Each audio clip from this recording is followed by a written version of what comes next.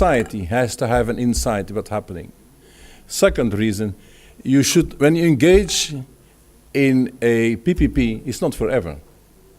You have to have the free choice that at the end of the contract, you have to have the freedom of decision to move on to another partner, another type of contract, or just go back to public. And that is, yes. And, okay, so you prepare the divorce before you get married. That is a summary of this slide. So, as a conclusion, you're in your situation, you don't know where you are, or you have problems, you're lost. You have two options, basically, before you go further. You can enter in a DPS logic, but that doesn't mean you change drivers. Or the other option, you take a passenger. Now, it's up to you to decide. In both cases, you have incentive structures. Ultimately, I come back to the beginning, I close the circle here. You do this to make your utility bankable, creditworthy, efficient, effective, so that you can enter, address, attract private sector finance in affordable conditions. Thank you so much for your attention.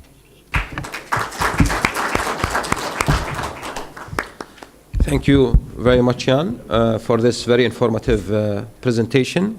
And in the session, question and answer, we'll get into probably some of your experiences about different contracts and how they were implemented in different areas or for different water utilities. Now we move into the second presentation. Do we have the specialist from ONE here? No? Okay. So let's move to, there's another presentation by Alexandria Water Company, Ahmed Ward. Do we have Ahmed Ward here? Okay. So let's move into the fourth presentation, and then we'll come back. You might have another half an hour to tell us about your experiences. Okay. So our fourth presentation is on comparative vision for water legislation in arid and semi-arid regions. And it's by Mr. Mahdi Sadat Mansouri. He's from Smart Water Metering Incorporation in Canada. And Mr. Mahdi, he has a degree in industrial engineering. He's been into the water business with this company, working in different cities. He's going to share with us his experience here on water legislation in arid and semi-arid countries. Yes, ma'am.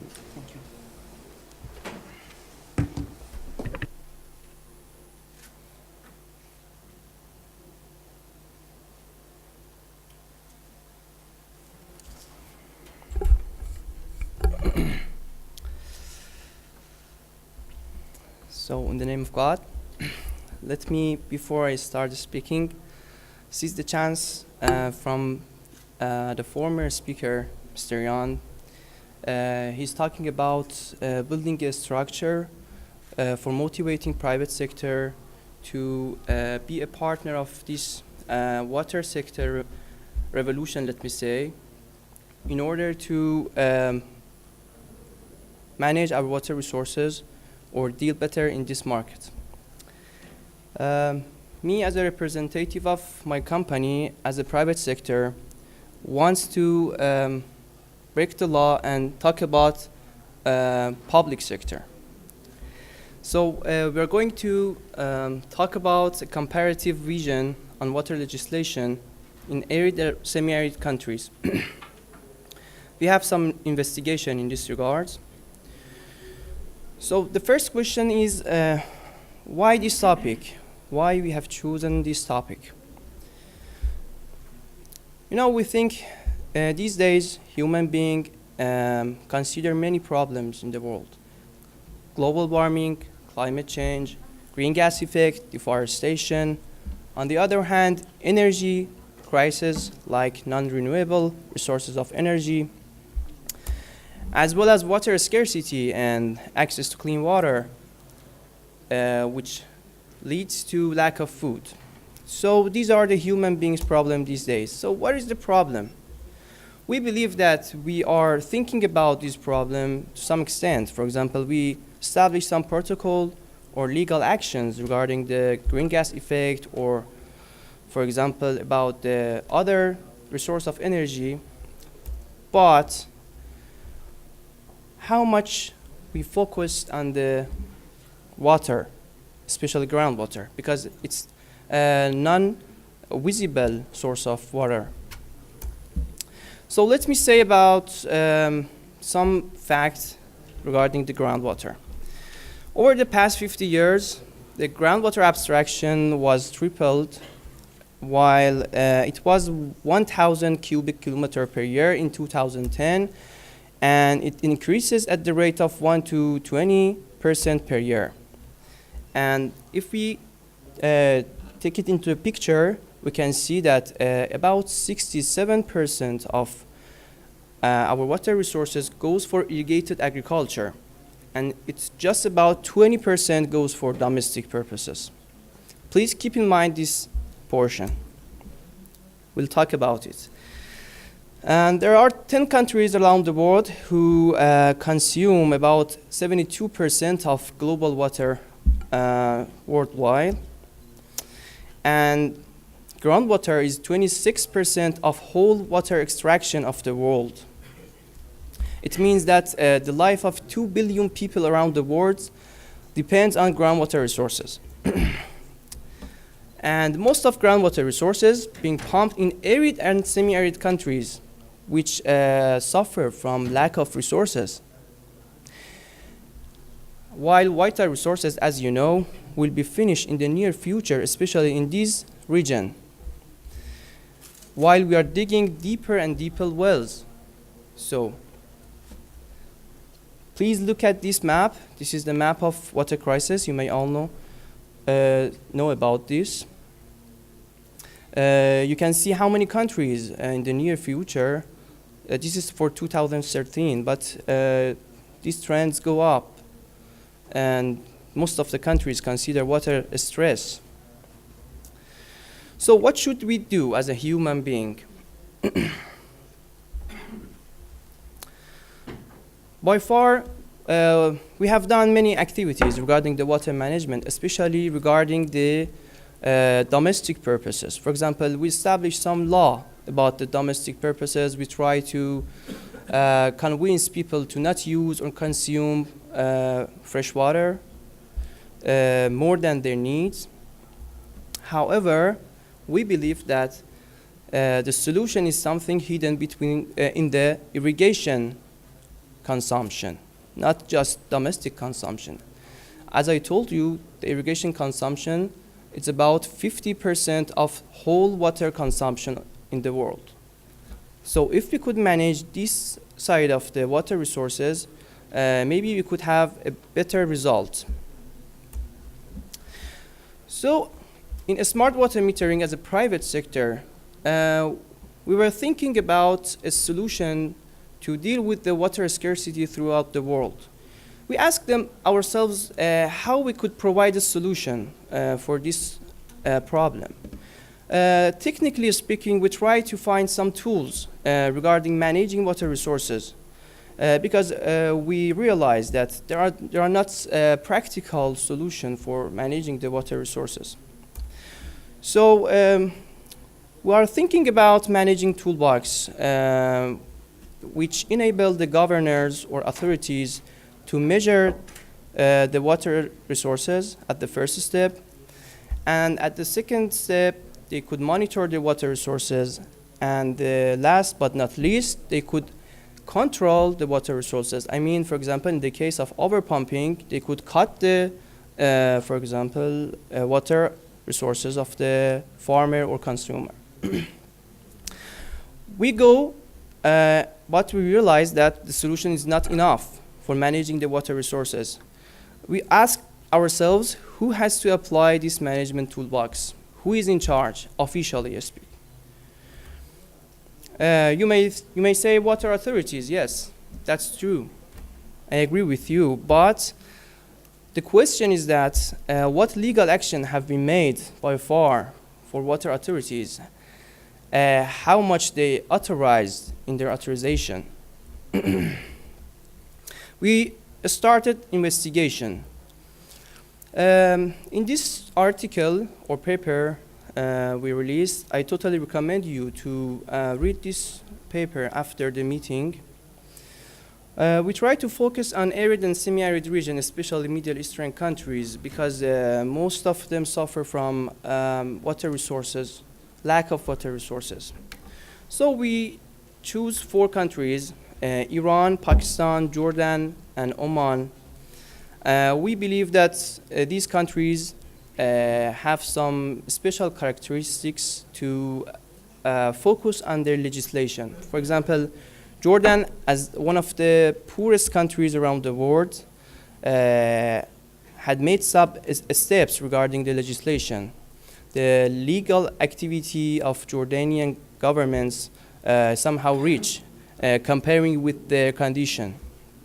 On the other hand, for example, Iran, Oman, and Pakistan, as some Asian countries, they have traditionals and legislation has many years ago. For example, in this region, about 4 millennia, they have legislation for water resources. On the other hand, we try to compare these countries with some developing countries. For example, in the United States, we focus on California state in North America, and we try to compare the legislation in these 2 separated regions. One of them has some modern points of view regarding the legislation, and the other part has some traditions and good experiences in the legislation. So we get into the investigation and ask ourselves, do they have the law at the first regarding the water resources, water management? And in the case one wants to consume water, is there any license needed? Or is the government assign any credit for the consumer to use water resources? And after that, do they consider money? Do they consider water as a valuable material and pay money for it? For example, do they have any special pattern for pricing? And at last, we try to ask ourselves what actions against breaking the law have been made through these authorities or legal actions? Or is there any? The results was somehow interesting, although they have many actions and many legislation, but we realized that this is the climax of my presentation. The authorities have not enough authorization. What I want to say is that we authorize some governmental parts or public sector, as Mr. Yan said, but the level of authorization for this part of the governmental is not enough. I want to tell you in the future about the examples. So we understood that lack of integrated legislation, even in these rich legislated countries, because of some law confliction as well, caused to not have enough action regarding the water resources management. For example, consider a case in Iran. If you look at the first law, for example, as an example, the law said the government is requested to manage water resources. It means that the authorities should do some action to manage the water resources of the people. So it's legal to assign credit to the consumer. So the government assign credit to the consumer. Okay, and after that, what happens if a consumer, excuse me, if a consumer overpump or over-extracted from his own credits? The authority should have the capability to disconnect the water sources. But we have another law in Iran. It says that, religiously speaking, you cannot stop feeding a Greenland. And this is submitted by law. So in this case, you cannot stop a farmer using his groundwater resources because he may complain about drying his green land. So what the authority should do, and all the authority know that in this case, court will be against them. Okay, I'm going to finish. Another example about California, United States. The authority is requested to manage water resources. It means that the authority should have the capability to measure the consumption of the private sector. So there is another law, it said, privacy of the civilization is so important. So you cannot accept the authority to come to your farms, for example, to install a meter at your wells in order to measure. So what the authority should do? This situation before September 2014, because United States and California established a law recently in this regard. So for the conclusion, we believe that integrated legislation to have a comprehensive water resources management is a must in this case. Thank you so much.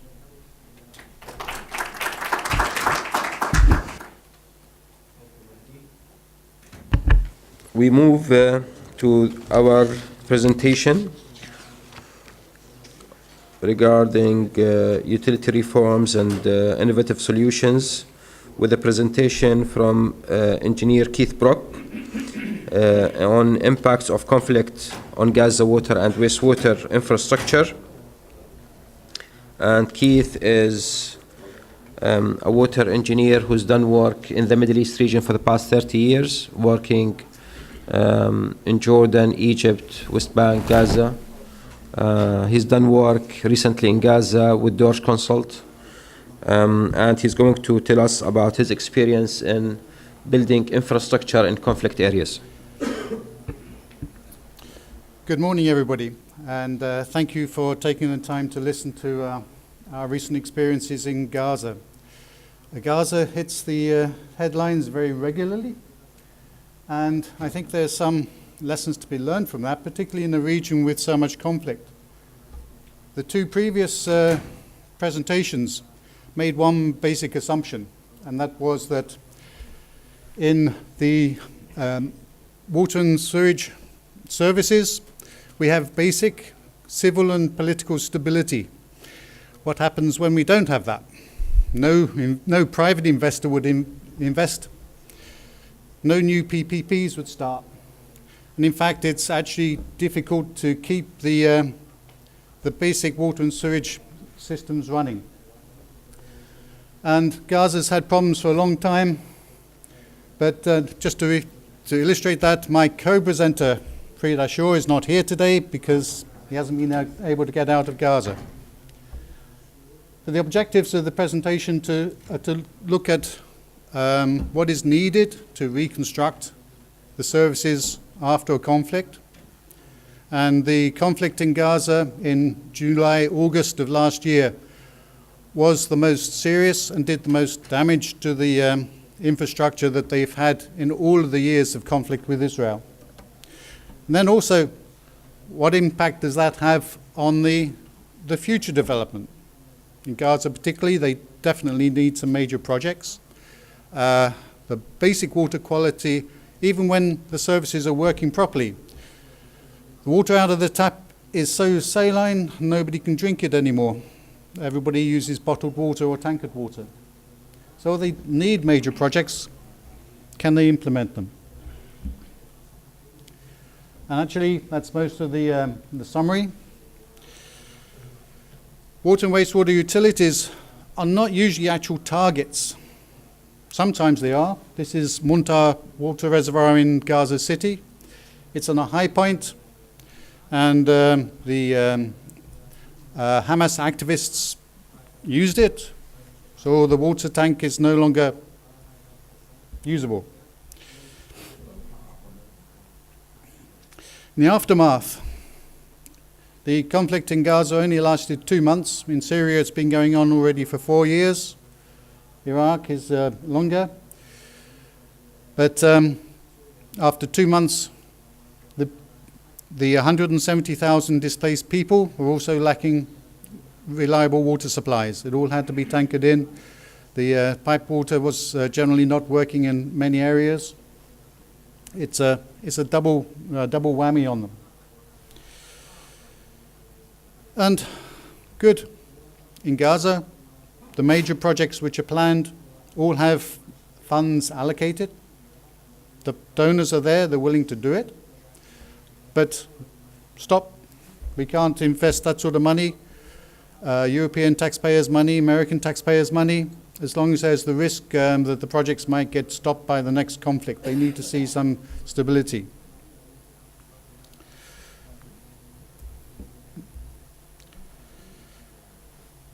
The water and sewage in Gaza is run by the municipalities. In some places it is heavily supported by the coastal municipalities' water utility, acts as a regional utility for the whole of the Gaza Strip, and in many cases is responsible for the operations. We, as a consultant, as Dorsch, have been working in Gaza now for 10 years to implement the Central Gaza Wastewater Treatment Project. This is now the second time it's been suspended because of conflict. But we have succeeded in demonstrating that such projects can be implemented. We upgraded the wastewater treatment plant in Sheikh Ajleen. These are the high-rate trickling filters. It's working. It did get a little bit damaged in the conflict, but it's working. When the municipality has enough fuel to run the generator, because they only have electricity about 8 hours a day. So the projects can be implemented in Gaza, but the conflict is always an issue, and the major projects get held up.